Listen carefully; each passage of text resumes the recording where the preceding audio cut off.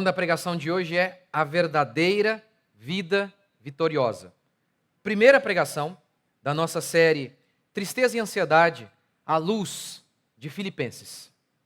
Não à luz de Freud, não à luz dos homens deste mundo, mas à luz da palavra de Deus. Como que nós enfrentamos todas as dificuldades que são corriqueiras na existência humana? Como nós podemos lidar com a estação das chuvas, que é frequente na nossa vida? É sobre isso que Paulo fala aos filipenses. A gente tem que se lembrar que Paulo está preso. Está preso enquanto ele escreve Filipenses. E preso, uma das piores circunstâncias da existência humana, Paulo fala várias e várias vezes em sua carta aos filipenses sobre alegria. Como, por exemplo, aqui em Filipenses 4:4. Alegrai-vos sempre no Senhor. E digo outra vez, alegrai-vos. Ora, ele diz pela segunda vez para mostrar que ele quer dar ênfase naquilo, que a alegria é um estilo de vida para o cristão. E não apenas isso, é mandamento. Paulo não está aconselhando, ele está dando uma ordem.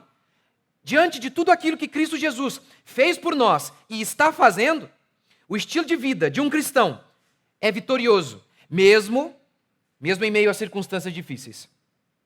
É um estilo de vida alegre, mesmo quando aparentemente não temos muitos motivos para nos alegrar. Paulo está preso.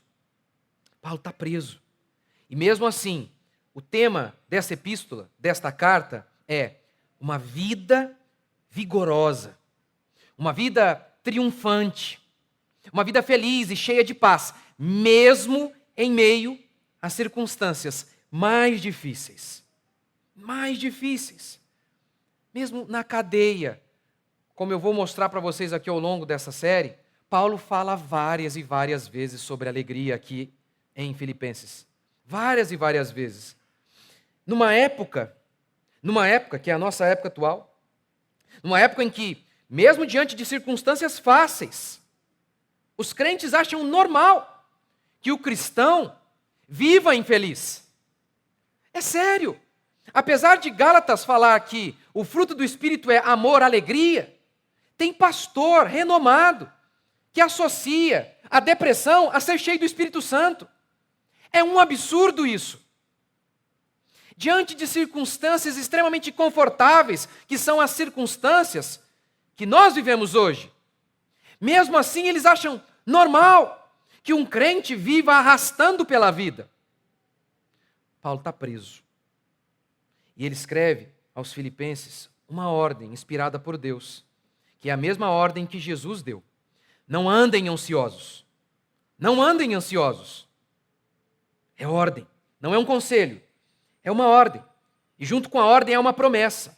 Orem a Deus e a paz de Deus vai guardar o coração de vocês. Isso é significativo.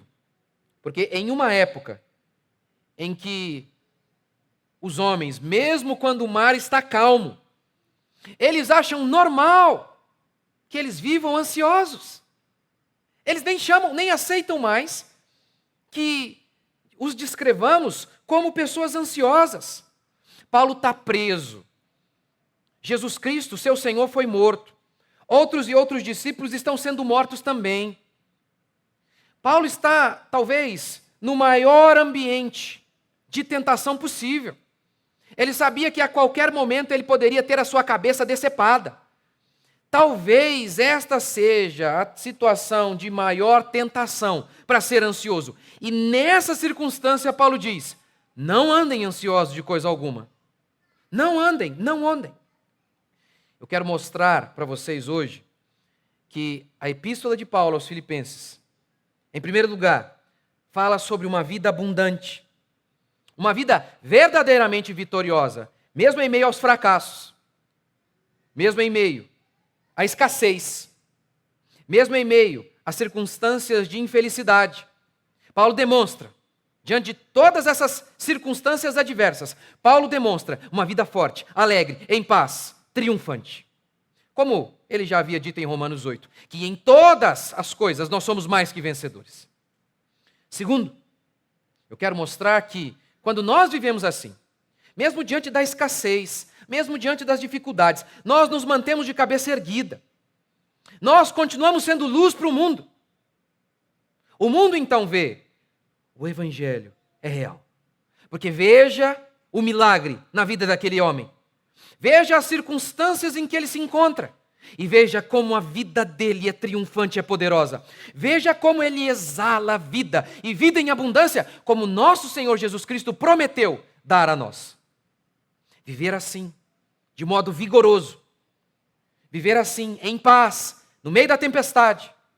Feliz, em meio à tristeza. Testifica ao mundo que o nosso Deus satisfaz a nossa alma.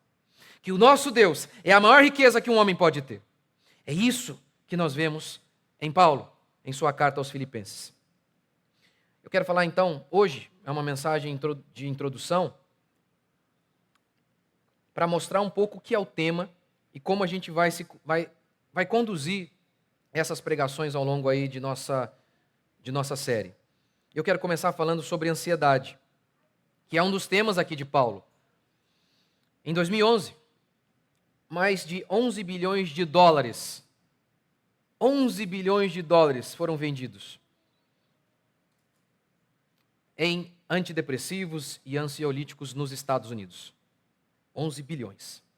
Islândia, Canadá, Portugal, Austrália, Suécia são líderes de consumo de antidepressivo, que é a pílula mágica, que eles dizem trazer felicidade, e ansiolíticos, a pílula mágica, que pode trazer paz para você.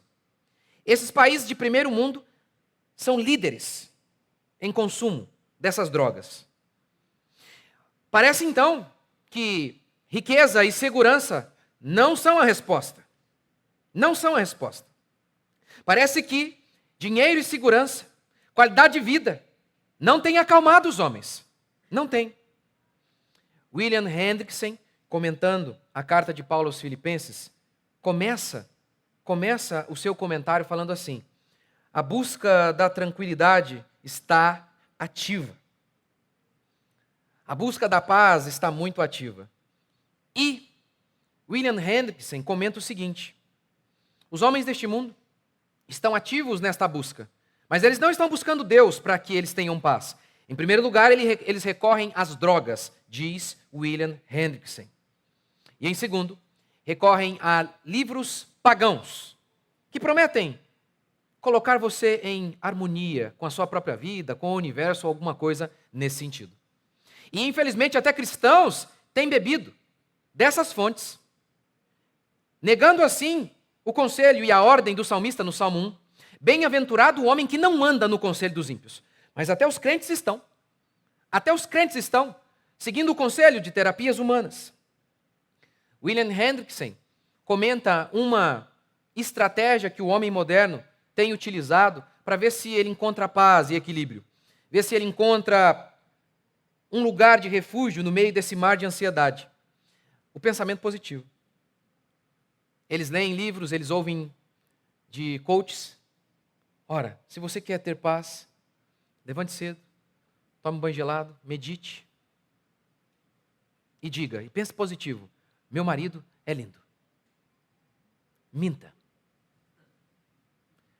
Meu marido é maravilhoso. Olhe para a sua casa e diga: a minha casa é maravilhosa.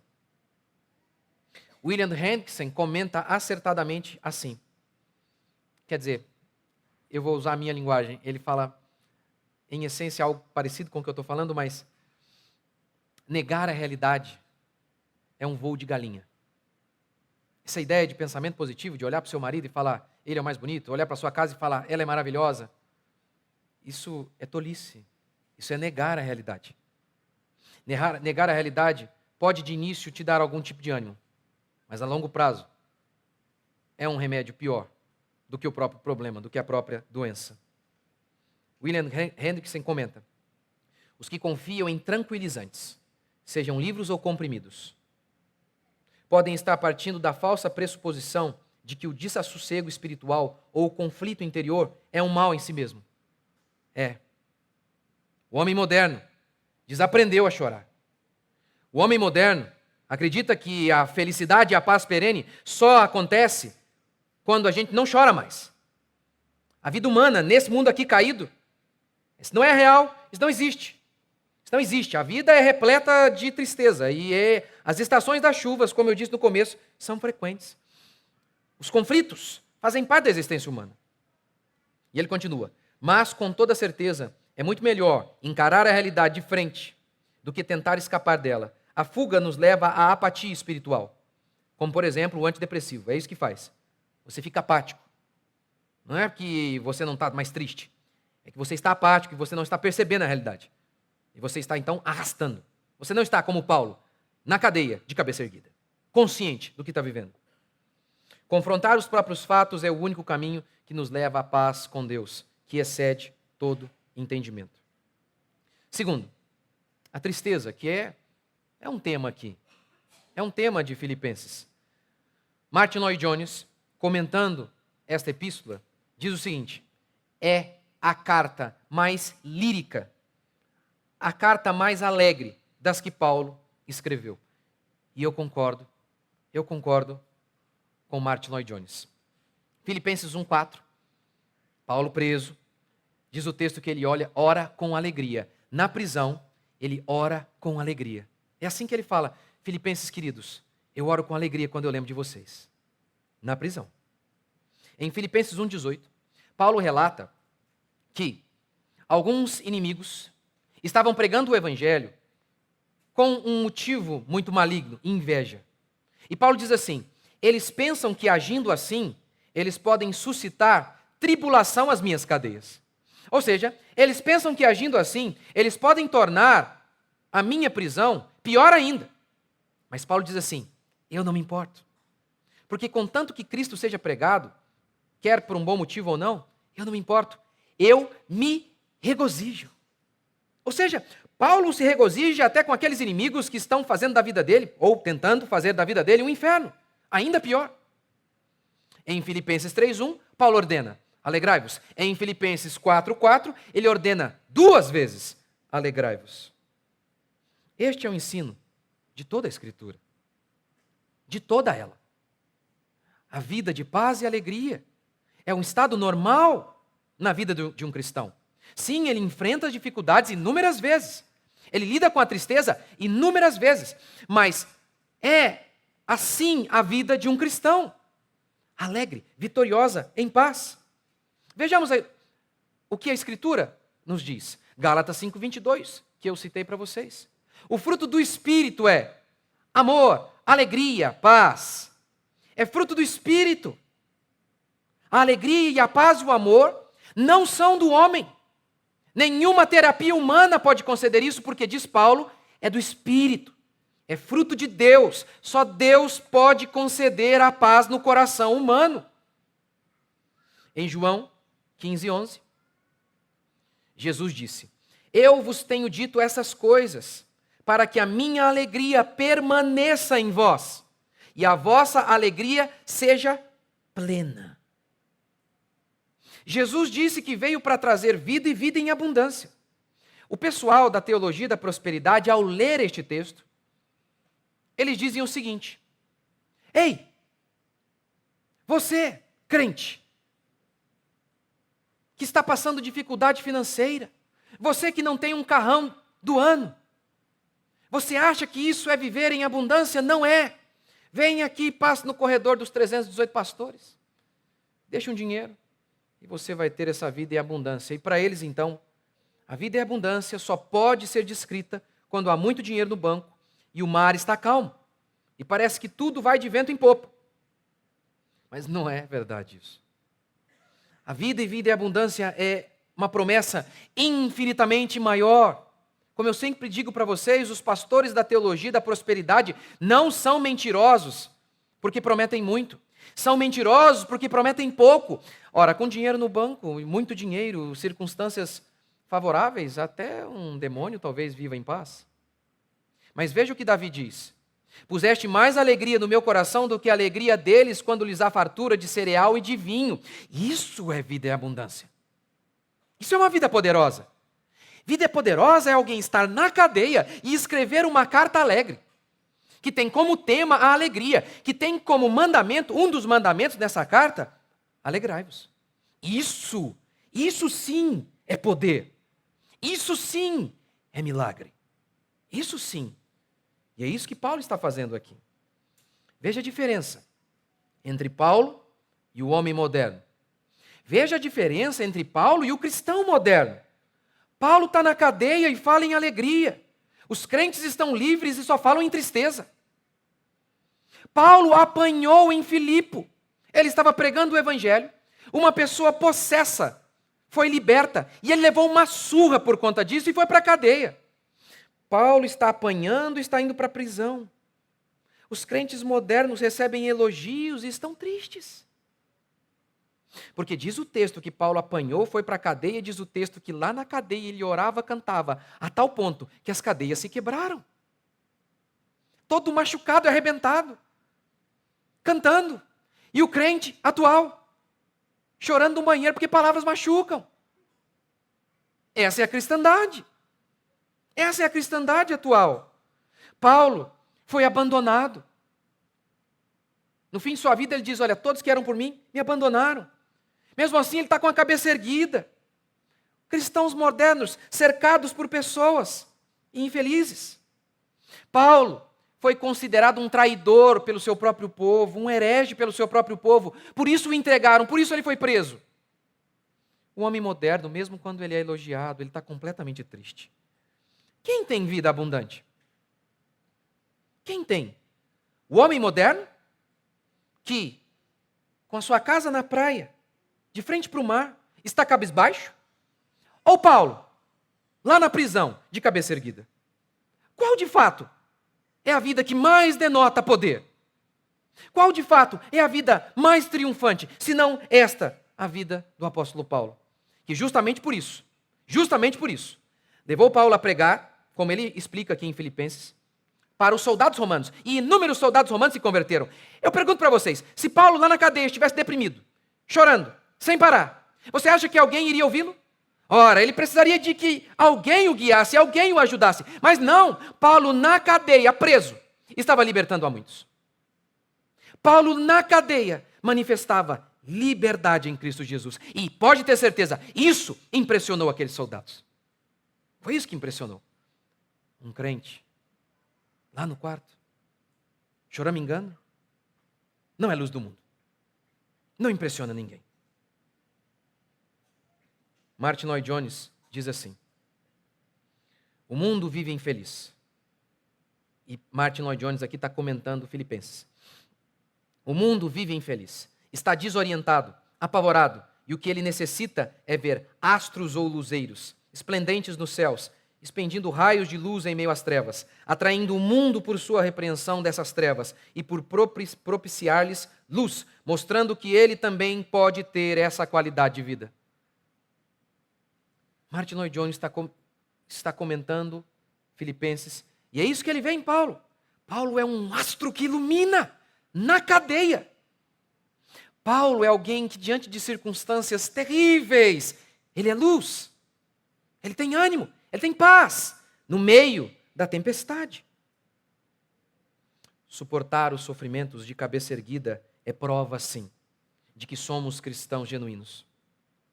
Suportar os sofrimentos com a cabeça erguida é evidência de que o Espírito Santo está operando um milagre em nós. Paulo evidencia isso aqui e também aos Coríntios. Paulo, aos Coríntios, em sua carta aos Coríntios, 2 Coríntios capítulo 11, Paulo está debatendo sobre os falsos apóstolos. E Paulo então passa a dizer que ele é o verdadeiro apóstolo, que aqueles apóstolos lá eram falsos. E qual seria a evidência de que Paulo era verdadeiro e de que aqueles outros eram falsos? Paulo era um apóstolo verdadeiro, era um cristão genuíno, porque Paulo suportava sofrimento. Leia comigo. 5 vezes recebi dos judeus uma quarentena de açoites menos 1. Fui 3 vezes fustigado com varas, uma vez apedrejado. Lembra se você assistiu aquele filme, o Paixão de Cristo? É Paixão de Cristo, do Mel Gibson? Que narra a crucificação de nosso Senhor Jesus Cristo? Lembra daquela cena em que Jesus está sendo crucificado, ou melhor, açoitado. O cara pega o chicote, dá o chicote na mesa, arranca uma lasca da mesa. O chicote tinha bolas de metal e pedaços de osso, que quando entrava na pele arrancava. Era um negócio terrível. Paulo está dizendo, olha, aquilo ali eu recebi várias vezes, tá? Mais de uma. Uma vez foi apedrejado. Lembra? Ele narra isso. Atos narra isso melhor. Alguns acharam que ele tinha morrido até, inclusive. Há alguns comentaristas que chegam até a dizer, não, ele morreu mesmo. É que Deus o ressuscitou. Em naufrágio 3 vezes, uma noite e um dia passei na voragem do mar. Em jornadas muitas vezes, em perigos de rios, em perigos de salteadores, em perigos entre patrícios, ou seja, entre os judeus, em perigos entre gentios, em perigos na cidade, em perigos no deserto, em perigos no mar, em perigos entre falsos irmãos. O tempo todo alguém queria matá-lo, e esse homem está dizendo, não andem ansiosos. Ele diz isso, ele ordena isso aqui, inspirado por Deus. Esse homem que onde ele vai, ele é um fugitivo, constantemente. Aí você quer me dizer, você com a sua vida infinitamente mais fácil que a de Paulo, você quer me dizer que não é possível viver em paz? Veja o que esse homem está narrando, gente. Veja se ele não é a constatação de que o cristianismo que vemos em inúmeros lugares é falido, não é real. Em trabalhos e fadigas, em vigílias muitas vezes, em fome e sede e em jejuns muitas vezes, em frio e nudez. O que ele quer dizer com nudez? Ele está querendo dizer que a pobreza que ele enfrentou foi tamanha que nem roupa para vestir ele tinha? É isso? Parece que é. E além de todas as coisas exteriores, há o que pesa sobre mim diariamente: a preocupação com todas as igrejas. Mas você ouve daquele pastor, lá da internet, psicologizado, ele diz que é normal que o Joãozinho, que perdeu um dente semana passada, o Joãozinho está em depressão. E é normal, diz aquele pastor. É normal. Você é uma vergonha, pastor. Você é uma vergonha. Você que fala isso para o povo, você é uma vergonha. Talvez você não experimentou essa graça e o poder de Deus que nos fortalece. E aí, portanto, você não acredita que esse milagre seja possível, porque você nunca viu, nem na sua vida, nem ao redor de você. Mas é real, está vendo aqui? É Paulo que está falando. Creia, seu incrédulo. Creia. Creia.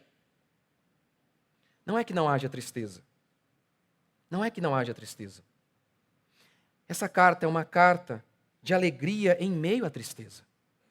Paulo está preso, gente. Paulo está preso. E em Filipenses 2, ele fala sobre Epafrodito. Que Epafrodito quase morreu. E sabe o que ele disse? Pois ele, Epafrodito, de fato esteve doente, à beira da morte. Mas Deus se compadeceu dele, e não somente dele, mas também de mim, para que eu não tivesse uma tristeza após a outra. Opa! Martin Lloyd Jones disse que esse livro aqui, ou melhor, essa carta aos Filipenses, tem como tema alegria, eu concordo, mas Paulo está dizendo que Deus poupou Epafrodito porque Paulo deveria ser poupado, para que Paulo não tivesse tristeza após a outra. Opa! Então Paulo tinha tristeza? A vida abundante de Paulo, a vida que tem como mandamento a alegria, não nos livra das tristezas. Quem promete nos livrar de toda tristeza e sofrimento são os terapeutas humanos. Jesus não prometeu. E como eu disse, quando você quer o impossível, o que nem Jesus prometeu, só um impostor para te satisfazer. Como, por exemplo, ficar sedado. Isso não é uma vida digna. A gente sente, pois a dor abre a mente, a dor quebranta. A dor é uma bênção. Meus irmãos, tende por motivo de toda alegria o passardes por várias provações. É quase assim, ó. Meus irmãos, tende um motivo de toda alegria o fato de ficardes tristes. Fiquem felizes quando as tribulações se avolumarem. A gente se alegra porque a gente sabe que Deus nos muda por meio da dor. Deus nos muda por meio do sofrimento. É nos dias de angústia que a gente vê o milagre, a provisão de Deus. A gente se alegra no meio de muitas tribulações, porque Deus consola. Deus nos consola. Ele é nosso consolo. Veja o que Paulo diz aos Coríntios. É Ele quem nos conforta em toda a nossa tribulação. Opa! Ô pastores, Olha aqui, ó. Está vendo? Não tem tribulação que Cristo não possa nos consolar. Está vendo? Tem que ler mais a Bíblia. É Ele quem nos conforta em toda a nossa tribulação, para podermos consolar os que estiverem em qualquer angústia. Qualquer angústia mesmo? É o que está dizendo. Com a consolação com que nós mesmos somos contemplados por Deus, porque assim como os sofrimentos de Cristo se manifestam em grande medida a nosso favor, assim também a nossa consolação transborda por meio de Cristo. Mas, se somos atribulados, é para o vosso conforto e salvação. Se somos confortados, é também para o vosso conforto, o qual se torna eficaz, suportando vós com paciência os mesmos sofrimentos que nós também padecemos. Deus consola e Paulo diz, suportem os mesmos sofrimentos. Como é que é, Paulo? Então a gente tem que suportar e não ficar sedado diante do sofrimento? Ou também fingindo que o sofrimento não existe? É isso? Não, não, não. A alegria do crente não é porque o crente... Paulo não está descrevendo isso aqui, ó. Morreu alguém, aí uma pessoa próxima de Paulo, que Paulo ama. Aí Paulo fala o quê? Ah, morreu. Tomei maracujina. Ah, vocês lembram desse comercial? Nossa, tá velho, né? Eu estou ficando velho mesmo. Não é isso que Paulo está dizendo. Não, não, não, não, não. Ele estava triste, Epafrodito estava morrendo, ele estava triste. Ele estava triste. Em 2 Coríntios 4:9, Paulo diz assim, abatido, porém não destruído. Ora, você ouve uma notícia ruim? É claro que você fica triste, faz parte, é normal, a gente fica abatido. Normal isso. Normal. Não é normal ficar destruído. Não é normal entrar no quarto e falar, estou doente, não saio mais daqui. Não consigo me levantar. Abatido sim. Destruído não. Destruído não. Porque a gente sabe que uma vida feliz não é uma vida sem lágrimas. Felizes os que choram, disse Jesus. É uma vida poderosa, a vida que a gente tem, que é de cabeça erguida, mesmo em meio às tristezas. É uma vida que não fraqueja. Mesmo em meio às tristezas, mesmo em meio às circunstâncias difíceis, não fraqueja. Como Davi, que chegou em sua casa, suas mulheres haviam sido raptadas, seus filhos também, sua propriedade havia sido queimada, ele não tinha mais nada, e para piorar, o seu próprio exército falava em matar Davi. Davi não tinha família, Davi não tinha mais bens, Davi não tinha nem mais o seu exército, Davi não tinha nome, não tinha nada.